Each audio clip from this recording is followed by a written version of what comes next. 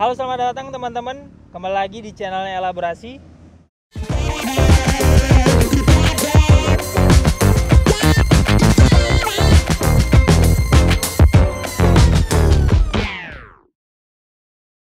Tentunya dengan saya Mahathir Muhammad. Jadi untuk episode kali ini kita bakalan ngobrol. Jadi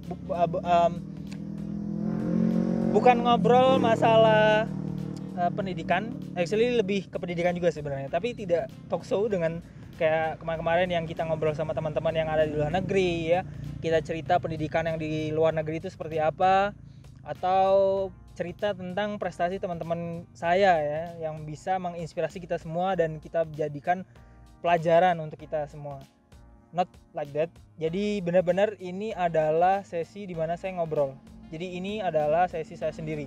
Nah, di sesi ini saya akan manfaatkan karena banyak sekali teman-teman yang bertanya kepada saya terkait pengalamannya kuliah di Malang serta mengambil jurusan atau mengambil kuliah lagi setelah S1. Nah, mungkin saya akan cerita sedikit kenapa saya mengambil lagi kuliah lagi ya, berarti ya. Bukan karena saya sok pinter, bukan, karena memang kebutuhan teman-teman. Istilahnya seperti ini teman-teman. Pendidikan itu tidak stuck di satu posisi saja, dia ada continue.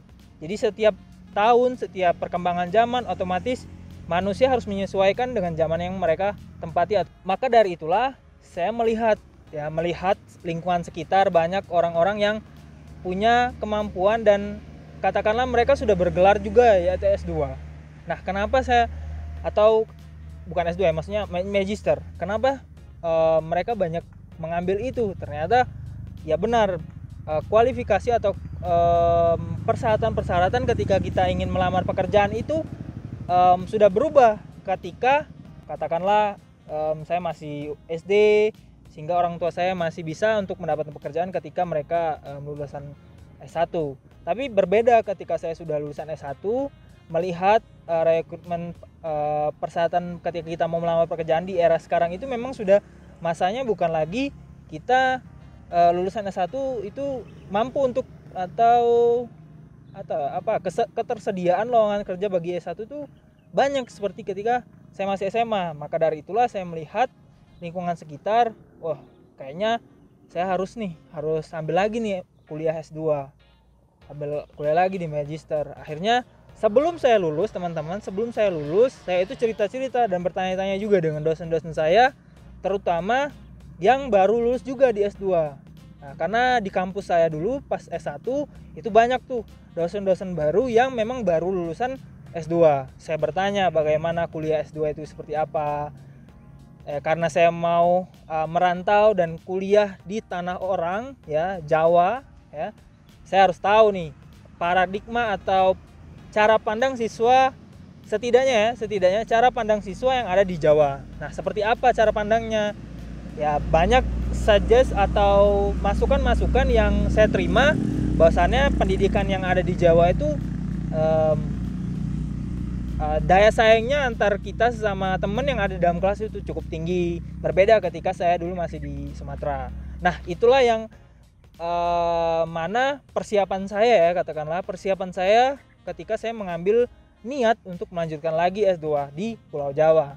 Nah, sedikit flashback teman-teman, sebenarnya saya itu dulu rencananya punya keinginan untuk lanjut ke luar negeri, karena ya bukan karena untuk gaya-gayaan ya, noted, bukan untuk karena gaya-gayaan, bukan karena untuk bersaing dengan teman sekitar atau menunjukkan bahwasannya saya lebih hebat, lebih pintar, no, tapi karena memang saya melihat nilai atau grade dari kampus yang saya tuju.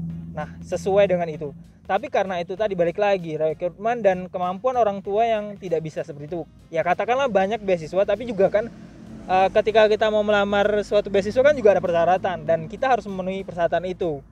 Dan bagi saya yang baru mengenal atau basic, mungkin teman-teman bisa lihat lah ya beberapa video-video saya ngobrol sama teman-teman native di luar negeri.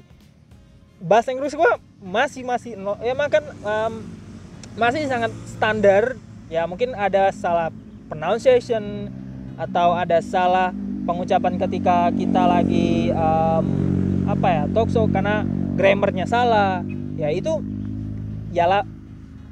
saya mengakui karena ya itulah kemampuan saya untuk itu. Maka dari itu saya melihat lagi, kalau saya fokus untuk belajar lagi untuk bahasa Inggris, mendalami lagi, belum tentu dalam waktu 2 tahun atau 1 tahun saya menguasai dengan bagus. Belum tentu ya teman-teman, belum tentu. Walaupun mungkin banyak cerita atau pengalaman orang yang mungkin teman-teman bisa dengar, ada yang berhasil ya.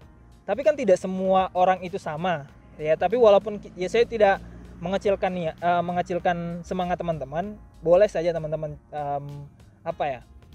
ikuti, tapi pastikan juga relatekan dengan kondisi kita teman-teman sekarang. Karena posisi saya sekarang, saya adalah anak nomor 1 di keluarga saya. Otomatis saya adalah contoh bagi adik-adik saya. Ketika saya lama mungkin tadi ya, dan mungkin uang yang saya keluarkan juga akan cukup banyak, dan adik saya masih butuh uang juga untuk kuliah. Adik saya nomor 3 juga masih butuh untuk uang kuliah. Maka dari itu saya tidak mau memikirkan atau menunda dulu harapan saya untuk kuliah lagi di luar negeri. Akhirnya saya coba push nilai TOEFL saya, bahasa Inggris saya itu untuk standar masuk di pulau-pulau Jawa, kampus yang ada di Jawa. Akhirnya saya coba dan akhirnya saya dapat nilai, keluarlah nilai itu.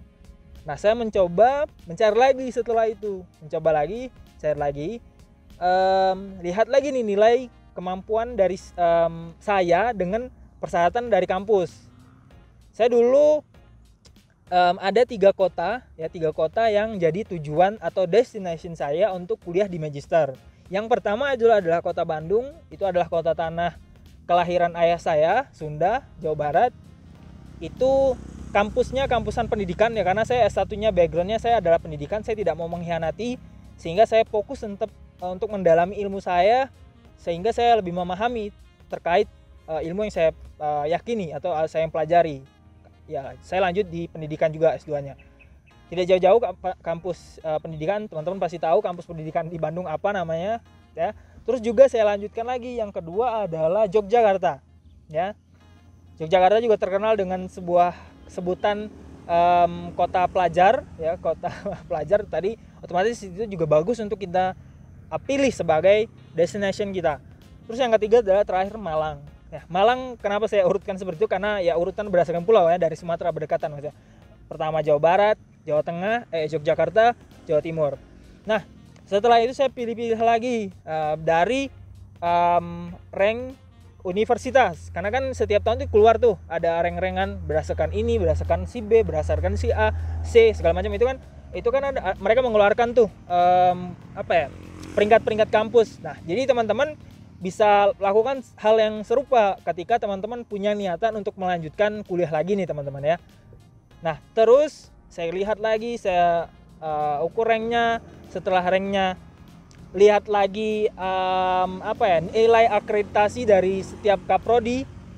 Karena teman-teman itu juga adalah salah satu syarat rekrutmen kita untuk direkrut di pekerjaan. Karena banyak pekerjaan itu yang membutuhkan atau memberikan syarat lulusan harus punya prodi yang akreditasinya A, minimal saja B. Nah, itu kan salah satu yang kita perlu cek lagi nih teman-teman sebelum kita memilih kampus. Akhirnya saya melihat, oh ternyata jurusan yang saya mau itu dan punya akreditasi A, yaitu ada di kampus saya. Singkat cerita akhirnya saya memilih kampus saya. Sebenarnya hal ini banyak sekali dilakukan oleh orang-orang yang sukses terutama. Saya mungkin akan cerita, memberikan contoh. Saya pernah nonton videonya Alfie Rev, itu lagi wawancara atau lagi talk show with Anji. Jadi teman-teman bisa cek di videonya Anji atau di YouTube-nya Anji ya. Itu ada sesi mereka ngobrol sama Alfie Rev, dan Alfie Rev itu cerita terkait bagaimana dia memilih kampusnya. Dia 1 tahun nganggur, nggak ngapa-ngapain di Jogja karena dia mau riset kampus. Karena memang benar-benar ketika kita masuk dunia perkuliahan, karena kita tangganya tuh udah deket nih dengan dunia pekerjaan, otomatis kita tidak boleh salah dalam melangkah, tidak boleh salah dalam memilih jalur. Wah ya, biar kita sesuai target, karena kita punya target teman-teman, hidup juga punya target. Nah, singkat cerita itulah cara yang saya lakukan ketika saya memilih kampus. Nah, sedikit cerita juga kenapa saya memilih kampus saya sekarang. Jadi saya sekarang kuliah di Universitas Negeri Malang, di Malang, Kota Malang, UM. Nah sekarang saya lagi di posisinya, teman-teman bisa lihat belakangnya, pemandangan yang sangat indah dan bisa menyejukkan. Ini adalah salah satu syarat juga saya memilih Malang, karena Malang itu menghadirkan lingkungan hijau, dan saya rasa ini adalah salah satu kota yang memanjakan mata, sehingga kita kalau untuk seorang pelajar itu ya kita bisa nyaman, kita bisa refreshing ketika kita sumpek di kosan atau sumpek dengan pelajaran-pelajaran yang ada di kampus. Ya, kita bisa kesini untuk refreshing otak kita. Nah, balik lagi ke Universitas Negeri Malang. Kenapa saya memilih Universitas Negeri Malang? Karena saya langsung melihat ke jurusan ya, saya tidak melihat secara global kampusnya, tapi saya langsung melihat langsung ke dosennya. Banyak sekali dosen-dosen yang terutama yang ada di jurusan saya ya, khususnya pendidikan biologi di FMIPA, itu banyak dosen-dosen yang sangat-sangat bagus sekali, terutama dosen pembimbing saya. Jadi teman-teman pernah dengar istilah 6M atau 6M ya? Ada yang pernah dengar istilah itu? Nah, salah satu pencetus dari situ adalah dosen pembimbing saya. Jadi terus juga ada beberapa dosen saya juga yang ada di universitas ini itu pernah menjadi koleganya pernah bekerja di bagian penyusunan buku yang memang ada kerjasama dengan Kementerian Pendidikan, sehingga banyak dosen-dosen saya itu yang punya background yang sangat bagus, sehingga saya sangat tertarik untuk belajar langsung sama beliau, mendapat ilmu dari beliau, mendapat semangat dari beliau-beliau yang ada di kampus, sehingga saya memilih Universitas Negeri Malang. Nah, terus cerita lain lagi kenapa saya memilih kuliah di Malang adalah teman-teman di sini ya, tadi saya sudah bercerita di awal, tingkat persaingan di kelas itu sangat tinggi teman-teman. Jadi tidak sembarang atau tidak mudah untuk kita sebagai orang yang mungkin biasa belajar santai ya, atau biasa belajar tidak terlalu serius atau segala macam. Ya kita di sini ketika sampai di Jawa khususnya di Malang itu ya kita punya pressure sendiri, bagi saya sendiri ya, terutama karena teman-teman sekelas tadi pada banyak mengetahui hal-hal terutama di jurusan saya sendiri, banyak pemahaman yang saya rasa saya belum pernah dengar, ternyata itu sudah pernah diajarkan dan saya tidak mengetahui itu ya. Saya banyak sekali hal-hal yang saya pelajari selama saya di sini. Jujur saya tidak malu untuk belajar dengan junior saya atau yang beda angkatan dengan saya. Kadang saya juga belajar sama anak-anak atau mahasiswa yang masih S1, karena keluarga pertama kali saya di Malang itu adalah sebuah komunitas pengamatan burung, namanya adalah Mel, panggilan Mel. Anak-anak FMIPA atau ya anak-anak FMIPA pasti tahu lah Mel yang dari biologi itu apa. Jadi komunitas pengamat burung ini adalah salah satu keluarga saya yang ada di Malang, khususnya yang pertama kali menyambut untuk ya bercerita. Saya punya keluarga untuk mencari tempat untuk ketika saya ada problem saya bisa sharing sama mereka. Nah, itu adalah keluarga saya di pertama kali di Malang. Nah, balik lagi cerita kenapa saya memilih Malang, karena itu tadi saya relate kan ya sama teman. Jadi teman-teman di sini mereka tidak ada gap, tidak kita membaur, tidak ada istilah kamu senior, kamu junior. No, kita sama-sama di sini belajar. Tidak ada rasa kata minder, saya tua, saya malu untuk belajar sama orang muda, atau anak muda malu untuk bertanya sama orang tua. No, kita sama-sama belajar. Karena istilah itu yang perlu kita pegang teguh, baik itu di kehidupan di masyarakat ya khususnya. Nah, itulah yang membuat saya suka sekali untuk kuliah di Kota Malang dan memilih Kota Malang. Terus juga kotanya sangat adem ya, tidak panas ya, karena memang dikelilingi sama pegunungan. Ya, saya lupa nama pegunungannya apa teman-teman, tapi ada 3 gunung yang mengelilingi Kota Malang ini. Nah,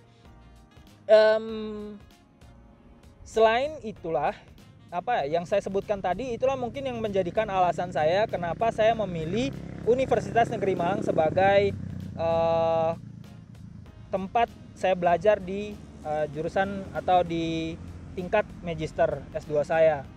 Nah, mungkin inilah alasan saya yang bisa teman-teman pelajari dan bisa ambil manfaatnya ketika teman-teman mau melanjutkan lagi nih, kuliah lagi di tingkat magister. Itu saja dari saya, sekian teman-teman. Kalau mau ada pertanyaan terkait bagaimana memilih universitas, mungkin bisa teman-teman tanyakan di bawah sini di kolom komentar, atau teman-teman bisa DM Instagram saya yang ada di link description, nanti teman-teman bisa lihat.